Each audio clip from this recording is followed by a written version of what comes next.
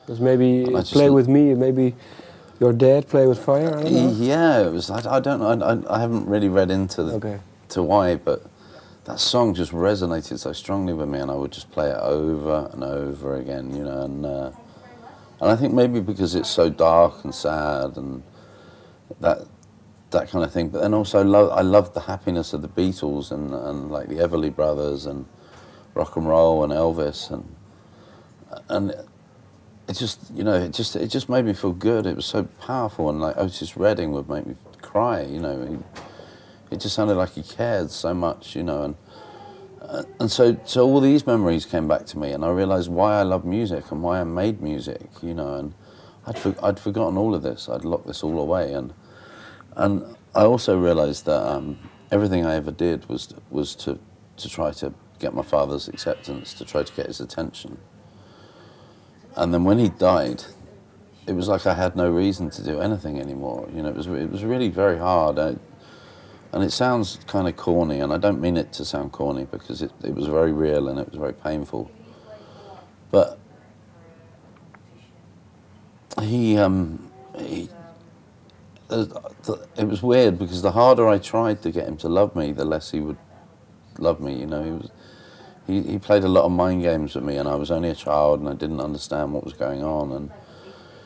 And I had to find my motivation to make music. I had to redefine why I still had a career, why I was still worth something, why, you know, how I was going to look after my family, how I was going to do these things, and then yeah, the feelings came back about remembering music as a child, and at the same time I wasn't talking with people, I wasn't going out, I was very reclusive, I wouldn't meet anybody, but I would communicate on MySpace.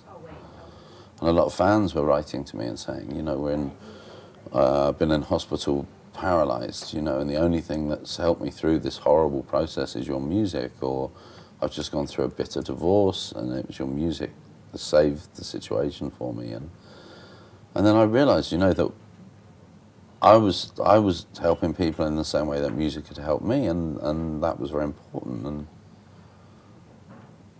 that was a real gift. You know, that was something that meant something. And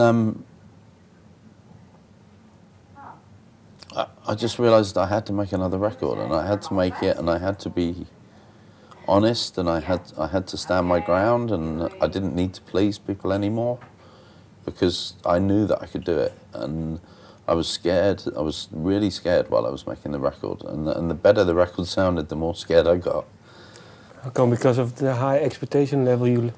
Well, when we started the record, there were no expectations. People. What do you mean for yourself, maybe? No, I just knew that the more successful it was, then the more attention I would receive, and and at that time I felt uncomfortable with the concept of receiving attention, because I was in a very insular creative mode. And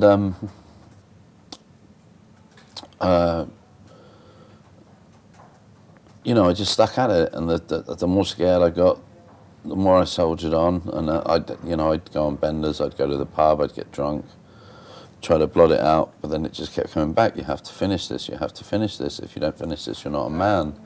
So it was like a rite of passage for me. It was like a growing up, and, you know... Breaking with your past. Yeah, breaking with my past. Yeah. You know, just becoming yourself. Yeah, becoming myself, becoming my own parent, yeah. whatever you want to say, you know, and you know, it worked. It really, really worked.